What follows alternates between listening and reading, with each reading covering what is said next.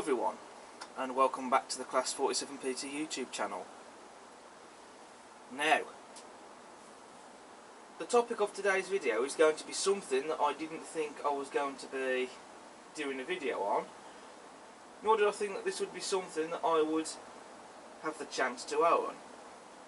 I'm not going to beat about the bush with this because you know what it is, but you can't see it in front of you at the moment on camera, so I'll just bring it into shot. This of course does not need any introduction. This is a Hornby Dublo A4, one of their modern Hornby Dublo models. And this of course is one of their 10th anniversary Great Gathering A4 models that they released last year. And this one is 4489 Dominion of Canada.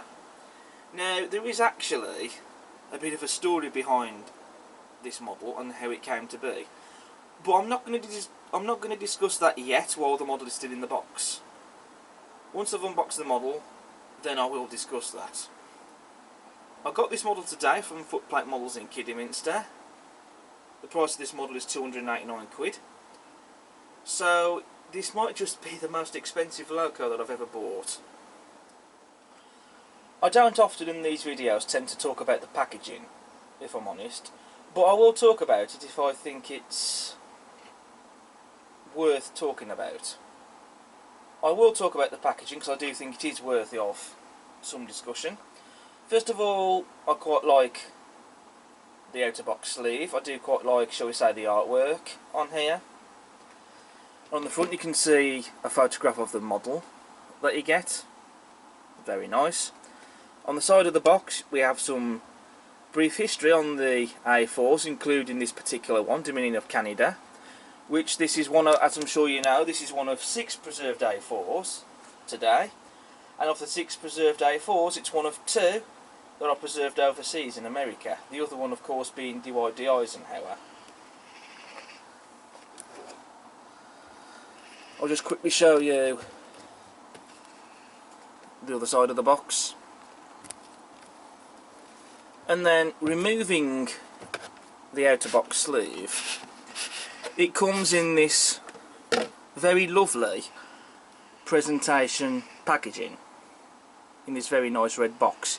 You can see you have the Great A4 Gathering there, 2013-2023, written in gold on the front. Very nice. And then I'll remove the lid of the box, and they've used foam packaging for this model. And inside there is the model that we are most interested in with this video. It's a thing that we've all come here to see, really. This A4.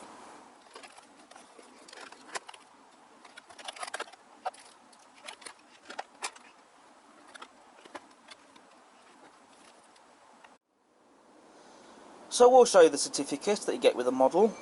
510 of these models have been produced, and this one is number 144. So here we have the beautiful 4489 Dominion of Canada out of the box and on the track. Now, as I mentioned, there is a story behind how this model came to be in my fleet. So as you know, the last review I uploaded was my review on the Hornby LNER Coronation coaches. If you've not seen that review yet, I recommend you check out that video after watching this one. Now I decided that I needed, shall we call it, a matching A4 to go with the coaches. A number of A4s allocated to that train would have been painted in this livery that Dominion of Canada is in, which, shall we call it, the LNER Coronation blue livery. And I decided I needed an A4 in this particular livery to haul the train. I will still use on occasion another loco to haul the coaches just for fun, but for the most part they'll be hauled by Dominion of Canada, and I decided that I needed one of these A4s to haul it in this livery, that is, that you can see right now. I did already have an A4 previously in this exact livery as Dominion of Canada. That was 4490 Commonwealth of Australia, which was a 75th anniversary limited edition that Hornby produced some years back. But prior to getting the couches, I went and sold it on. I know it seems a bit silly to have done that, but it has allowed me to get a different A4. I do think that the A4s are some of the finest models Hornby have produced, but also at the same time I do feel that they somehow seem to also lack the grunt a bit as well. I trialled out my Silver Link hauling the Coronation coaches. At slow speed she wasn't really up to it. Not on the curbs anyway, because she'd just grind to a halt and wheel slip. At a higher speed she did cope a bit better, but not without some wheel slip, but she didn't stand to a crawl at least. But I decided that one of these Hornby Dublo die-cast body Dominion of Canadas was the way to go. Now these models usually retail for just over 300 quid, but I managed to find a pre-owned model from Footplate Models in Kidderminster, which is where I got some of my LNER Coronation coaches from, and it said that this model had been tested and it worked, and it looked to be in mint condition. So I went and bought it. You know, 239 quid, I thought that was quite a bargain actually for the price that, well, considering the prices that these usually go for. So later in the week the model turned up to me, but unfortunately when I put it on the track it did not work for some reason. I thought it might have been a silly thing with the layout going on, but I tried other locos and they worked, and for some reason that model just wouldn't work. So I boxed the model back up, and the following day, today, on the Saturday, we drove down to Footplate Models and we took the model in and we asked if there was any way that could help us out. It also gave us something to do as well, because on the day I'm filming this video I don't really have anything else to do, so it gave us something to do. It got us out the house for a bit. And in the shop, by chance, they had some of these, shall we call them, modern Hornby Dublo models. And one of them was a brand new Dominion of Canada. What were the chances of that? Obviously this was a bit more expensive, of course, than the pre-owned one, this one being priced at 289 quid. But we decided to return the pre-owned model that didn't work, but instead get the new one but pay the extra for it, and that's exactly what we did. And the first thing I did when I got back home, of course, is just after filming the unboxing bit, I connected the loco tender up and I tested it on the layout, and I'm delighted to say that this model works, and it's an absolutely beautiful runner as well. It's as smooth as silk. What exactly the problem was with the pre-owned model I don't know. I think the bloke in the shop suggested it might be the electrical connector for the loco and the tender, which is a possibility, but it could also be some other silly thing. Perhaps maybe a wire inside that one had been disconnected. I'm not sure. Perhaps maybe that had been done in transit. I don't know. I'm not exactly 100% certain what the issue with that model was, but the fact is that we returned that model and we paid the extra for this new one that hadn't been used before, and it works out of the box, which is what we want it to.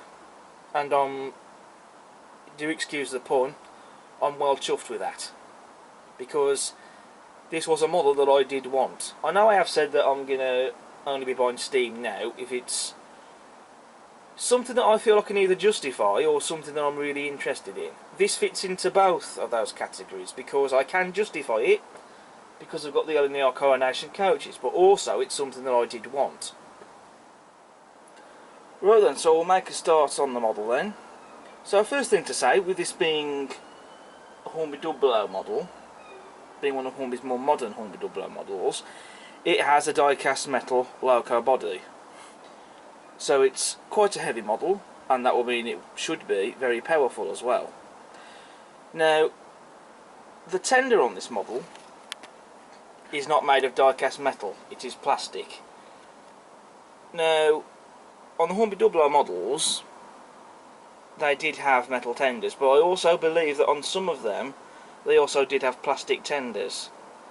It would have been nice to have seen a die-cast metal tender body, but being that I understand that some of these Hornby Dublo models also did have plastic tenders. I suppose that's okay for this to have a plastic tender.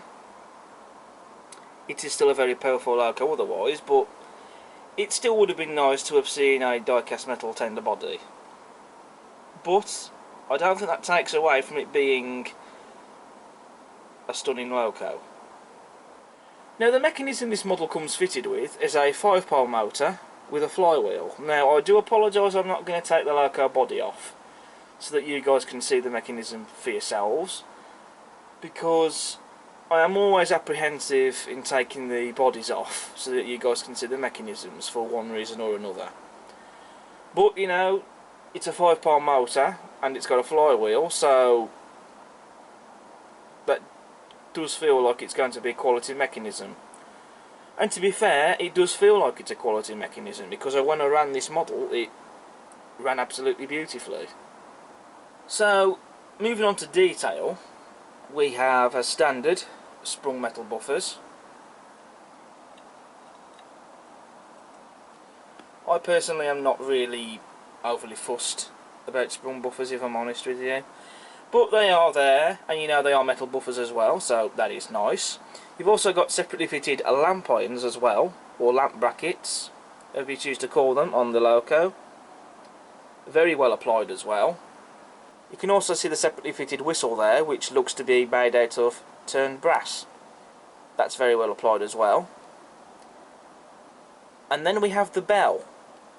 Now, the reason that this loco has a bell in real life is because the Canadian Pacific Railway were present at the naming ceremony of this locomotive, and they presented the locomotive with this bell.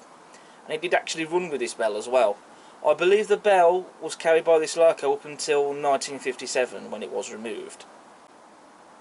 And actually, going back to the whistle, the chime whistle on this locomotive was a 5-note chime whistle, which was also presented by the Canadian Pacific Railway when this loco was named Dominion of Canada.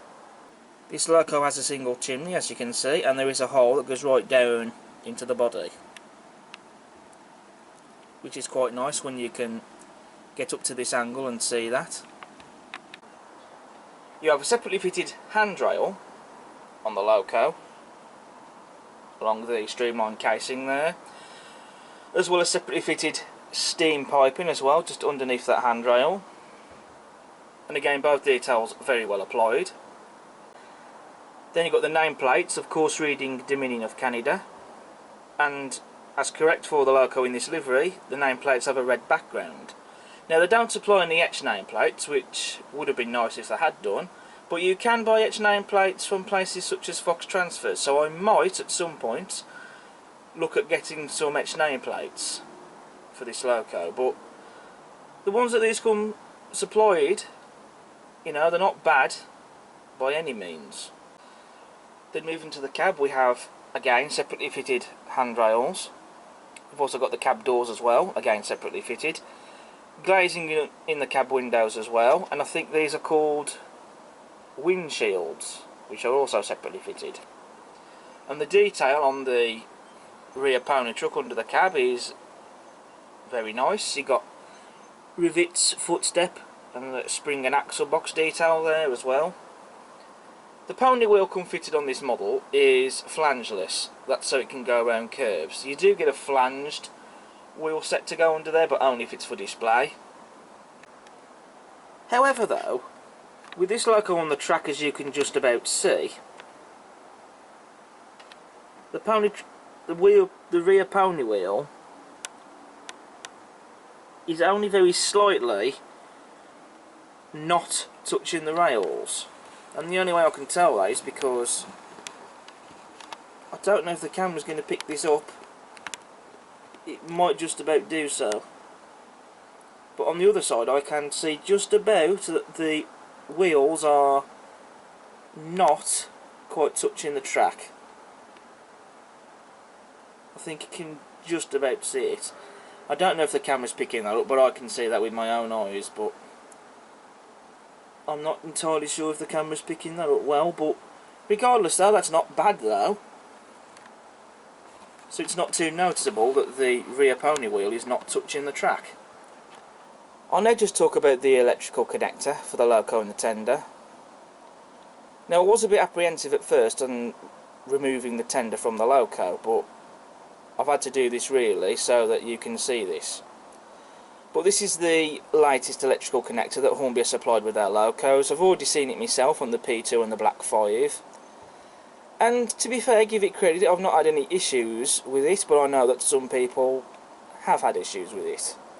Now, I don't know in the case of the pre-owned model they had before this one, whether that issue was caused because of the electrical connector. I'm not sure myself. But I will give it its credit though, when it works, it really does work. With the electrical tender connection, what's actually holding it in place is, shall we call it this clip, shall we call it? Which is part of the plastic there on the model. Now, the plastic does seem to be made out of some strong and sturdy plastic, which is good really, because if this was a brittle plastic they used, I don't think that that actually clips in underneath the electrical connector, I don't think that would last very long. So I don't think there's any chance of that breaking off, because if it did, then, well, we're going to have a problem there. It is really easy to connect though. All you do is just line up the connector to the socket, shall we call it, and then they just push together. It's just a push fit. It's easier to do than, for example, the Batman V2, because the electrical connector, you have to use this tool that you get to uncouple it and couple it up, so it is a bit fiddly to do. But with this, you just push it together and it's connected, and all you do is you pull it apart if you want to disconnect it. But I won't be pulling the tender apart and having them disconnected, it will stay permanently coupled. The cab detail on the back head is very impressive, very realistic looking. All the detail parts have been picked out and painted, especially the detail on the dials there, that just looks superb. And this loco also comes with a flickering firebox as well. I know that you'll only get to see that when the firehole door is open, of course, when the fireman is shoveling coal in there, but I really like the feature. I think it adds more to the model, and when you can get a glimpse of it, I just think it looks fantastic. Moving to the cab roof now, we've got rivet detail on there and safety valves, which look to be made to turn brass, and also the cab roof vents, which they do slide open, although they are a little bit stiff to do so, but they do open because I managed to do it off camera. But it is harder to do when you're holding your camera in one hand and just got one hand to do this. The tender is also very nicely detailed with separately fitted handrails. It also has very nice detail on the faceplate of the tender as well, not to mention the frames of the tender with footsteps, axle boxes and spring detail, and brake rigging also, and some rivets. The tender has a plastic coal load in there which is removable, but I haven't got anything to remove it at present. Not to mention, because I don't have a small tripod on me either, it is going to make it difficult to try and demonstrate it at the moment whilst I'm holding the camera. One thing I have noticed though, there appears to be, is that some sort of blemish mark or something on the side of that tender. Not acceptable really for the price you pay for this model, but I might just be able to remove that, perhaps even use a bit of black paint to cover over that, but not something we should have to do, but there we go. Onto the rear of the tender, I think the corridor gangway is very nicely replicated and detailed. You've got tension lock and M couplings, as you would expect, as it's a standard feature. That will be replaced with a magnetic one. You've got metal spoon buffers on the tender as well. You've got handrails, separately fitted ones, on the tender as well. You've also got the footsteps there for the crew to climb up to get on top of the tender. And you've got the rear window on the tender as well, and there is glazing in that window too. For the livery application, I think it's very well applied.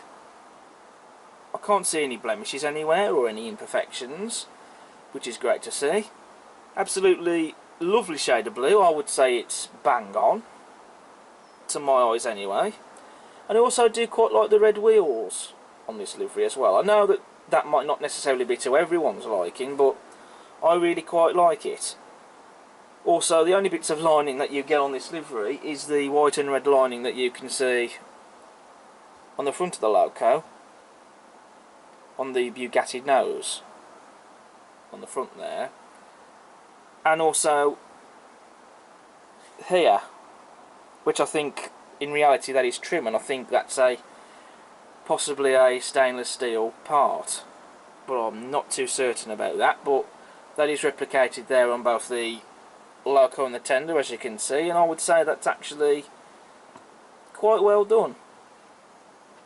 And I think that actually really sets the livery off as well. I would say the style of the numerals are correct to the photos from what I've seen. They are just crisply printed. I think there's a manufacturer somewhere that does do etched metal ones that you could probably stick over those. So maybe worth something to consider in the future perhaps, but these ones don't look too bad. You've also got the crests there, underneath the running number, very crisply and neatly applied. And then of course you've got the LNER text on the tender, which I think is correct as well. I'd say it's the right style. And again, you can get, I'm sure there's a manufacturer that does etched metal ones for these sort of A4s, so you could probably get some of those to stick over the printed ones you see on the tender. But again, they're still very nice and very well done. There's also some really nice detail as well on the skirts of the loco and on the streamlined casing. It has to be said that this model is quite well detailed. And I think as well, when it comes to steam locomotives in general, British steam locomotives, there's nothing else quite like an A4, is there? Unless perhaps you consider the W1 when it was rebuilt, or the pair of B17s that got streamlined in the manner of the A4s, or the P2s that later received the streamlined A4 styled fronts. But anything that exists today in the modern world, when it comes to a British steam loco, there's nothing else out there quite like an A4. And I think these really are some of the finest steam locomotives that were ever built, probably even some of the most beautiful as well. If you was to ask me what my favourite steam loco was, I would say a Bullet Pacific, because I just really like them, but the A4s, they do come pretty close. I would put the A4s in second place, I think. My second favourite steam loco. They just look stunning. They really are in a league of their own, aren't they, these locomotives? I'll just quickly show you the other side of the A4 on this model, and I can't see anything wrong or anything amiss. It is quite interesting though with the chrome stainless steel look on the trim just here on the bottom of the tender, especially when certain light catches on it. Also you can see the reversing lever on this side as well. So I just thought I'd quickly show you the other side. There's not really a lot to say about it, but I just thought I would show it here. There are still a few other things that I wish to talk about though. Now I'm sure you're probably thinking, what DCC socket does it take?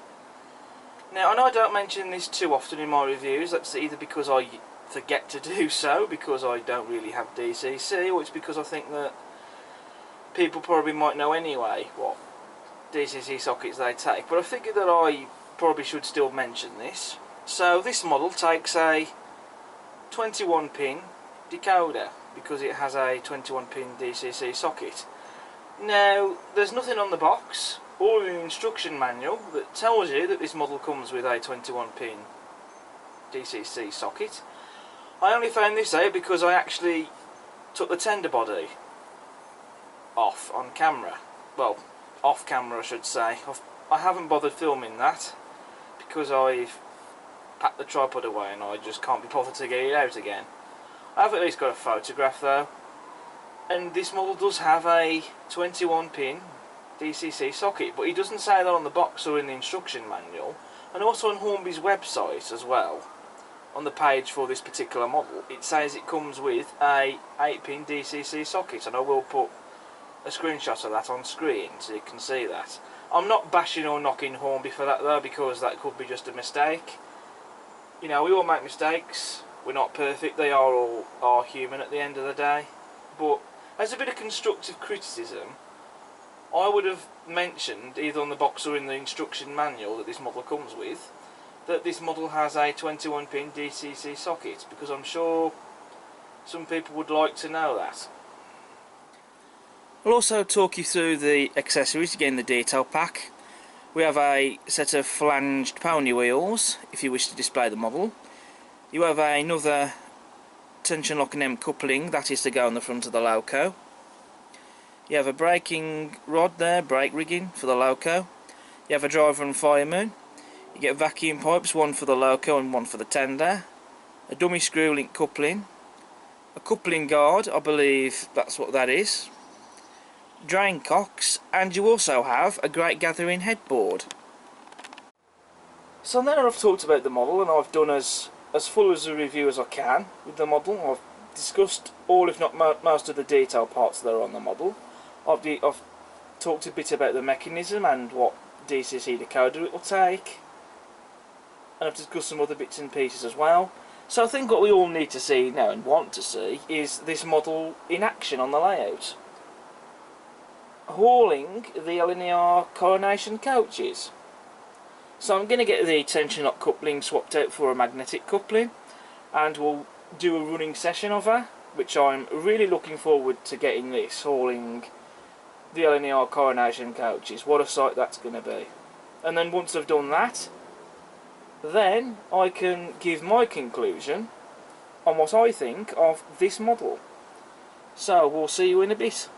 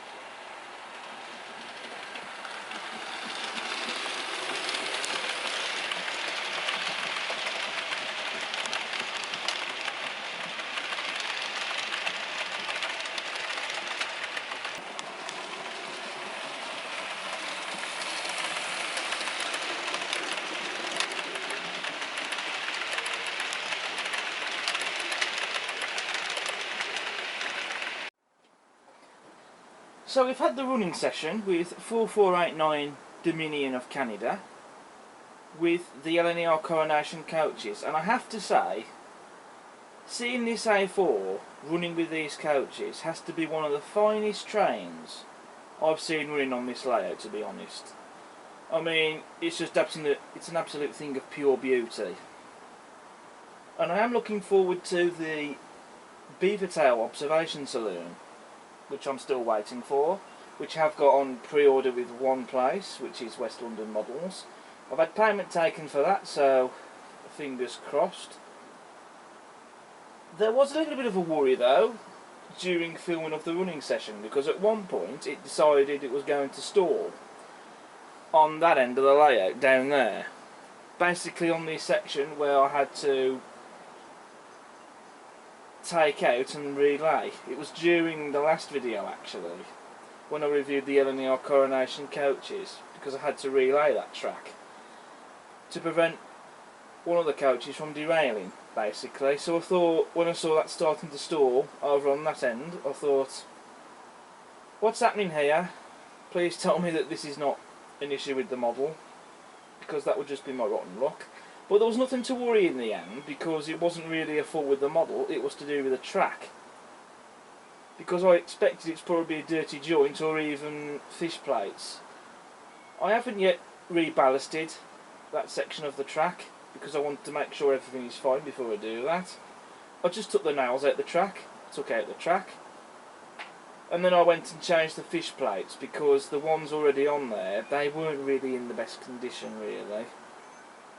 So I replaced them with ones that are like as new in terms of their condition. And that's made a world of difference, because this loco now runs round as she should. So if you do get any problems with these locos stalling, it might be an idea, especially if it's on a track that you might have relayed, might be an idea to check the fish plates, or even perhaps check your track to make sure that there aren't any dirty joins or dirty track. But I have absolutely loved seeing this running round on the layout with these coaches. My conclusion then for this model, I know it's probably fair to say that my experience has been somewhat hit and miss, because the first model I bought, it was a pre-owned model, it was faulty because it didn't work for some reason. I'm not blaming that on the shop, of course, because it's not their fault at the end of the day, it's just one of those things. I've no idea what went wrong with that model, to be honest. But I think it's safe to say that there was some luck on my side really, because it just so happened that when I walked into the shop I found a brand new one, which I did not expect to see, if I'm honest. That was the last thing I was expecting. So I think there really was some luck on my side, to be honest, when I walked into the shop and saw that and bought it. It is something that I really wanted, and to see when it actually worked straight out of the box, I was grinning like a Cheshire cat. You know, the way I describe the mechanism, as I said earlier, it's silk smooth. It's like rubbing your hand on silk. It's really that smooth. I also expect the fact it's got a die-cast body also helps with that as well. Not to mention the tractive effort. I mean, this thing, especially during off-camera, during filming, well, in between filming shots, I had this running at various different speeds, and at no point did it struggle with these coaches. Even at slow speeds, there weren't any wheel slip or anything. This just ran round the layout like those coaches weren't even behind it. And it is worth mentioning that these coaches are not heavy, they are quite lightweight as well. It just shows that this has got better tractive effort than that of Silver Link, because when I tried it running with these coaches, Silver Link, it had wheel slip. It was okay at high speeds, but still wheel slipped. But slow speeds, no, it just couldn't really do it. But this A4, no problems at all hauling this train around the layout. And it might be an idea, actually, here's an idea to put to Hornby. It might be worth, perhaps, carrying over the die-cast body A4s onto your standard models, rather than just Hornby Dublo limited editions. Because I do think really that those A4s, instead of having an all plastic body, they really do need more weight in them, so that they can haul trains, especially long trains. That's what I would say. I know that these models, they're not proper Hornby Dublo models, sure. These models aren't designed to run on third rail track, they're more for double rail track. But you know, at the end of the day, I still think that they are fantastic models. You know, you have to give them credit. You know, credit where it's due. Yes, okay. Quality control sometimes it has been questionable. Not just with Hornby, it's happened with other manufacturers as well. They've all had quality control issues. But you have to look at just what exactly they can produce when the quality is there.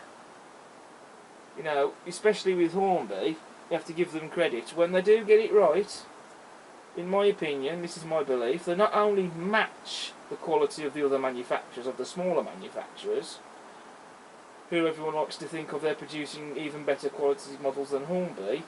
I think when Hornby do get it right, they also go one better than the smaller manufacturers as well. That's my personal belief and opinion. Especially when you look at a model like this and you look at how stunning it is. You know, there's nothing about this model that suggests to me that it's poor quality. You know, I'm really glad that I got it. I'm really happy. Yes, it's the most expensive loco I think I've ever bought, but it was damn well worth it, I tell you. So if you can find one of these Hornby Dublo A4s for a good price, one of these modern Hornby Dublo models for a good price, then I'd say go for it, because I think that they are well worth getting. Because I think that they are just fabulous models. So I think that's it then for this Hornby Dublo limited edition model of A44489 Dominion of Canada. Thank you all so much for watching this video, and I hope you've enjoyed it. As ever, if you like what you see, please do subscribe to the channel, it won't cost you anything. Smash the like button, feel free to leave a comment, and also check out all my other videos I've got on the channel. But until next time, I shall see you again soon. Take care.